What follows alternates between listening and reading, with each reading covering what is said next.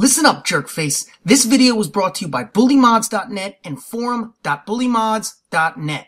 Modding tutorials, discussions, and releases. Now, unless you're a total phony, go and click on the links below. This is Gerry Rosenthal, voice of Jimmy Hopkins, and I approved this message.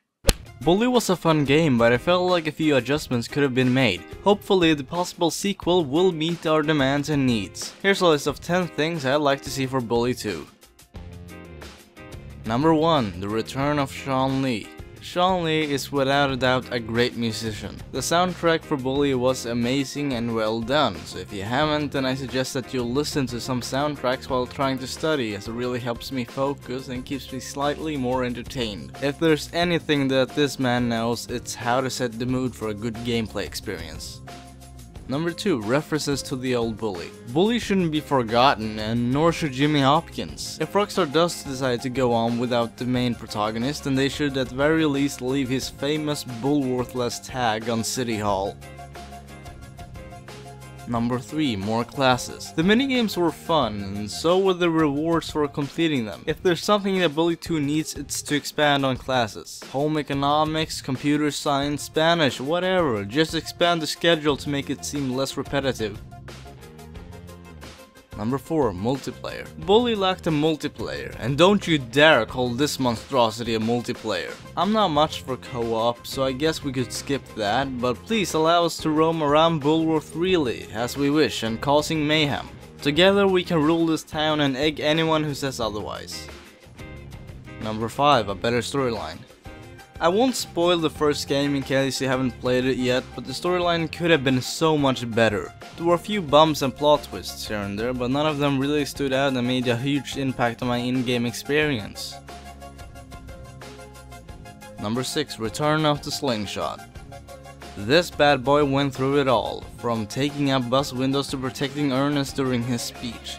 It remained loyally in Jimmy's pocket. Infinite ammo capacity and good for taking out targets from a distance. The weapon became somewhat of an icon for evildoers everywhere. Number 7. Upgradeable Bikes. The bikes in Bully played a big part. The only letdown with them was the inability to make any adjustments to them. Where are the custom sprays, decals, seats and basket? Racing minigames could have been so much more fun with a customized bike. Number 8. Bigger dorms. One thing that no one in the Bully community ever could understand was why the boys' dorm was so small compared to the girls' dorm. Even if some early beta screenshots showed young Hopkins sliding down the staircase, what happened? The boys' dorm felt too cramped and boring. A second floor with a bathroom to dunk people in without getting caught? Sign me up. Number 9. Better combat system.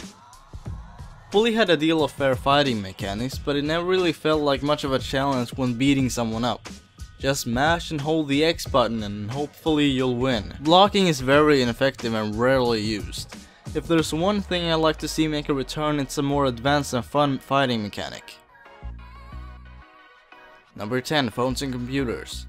GTA 4 and 5 did a great job in implementing these. The player could easily contact a friend or relative, find useful information online, and even take pictures with the use of a mobile phone. Rockstar, if there's one thing that Bully needed, it was to keep in touch with loyal mission givers and to access hilarious information online. This has been my list for the top 10 things I'd like to see in Bully. Thank you for watching. Please subscribe and like this video if you'd like to see more of this. I'm SWEGTA and I'm signing the fuck out.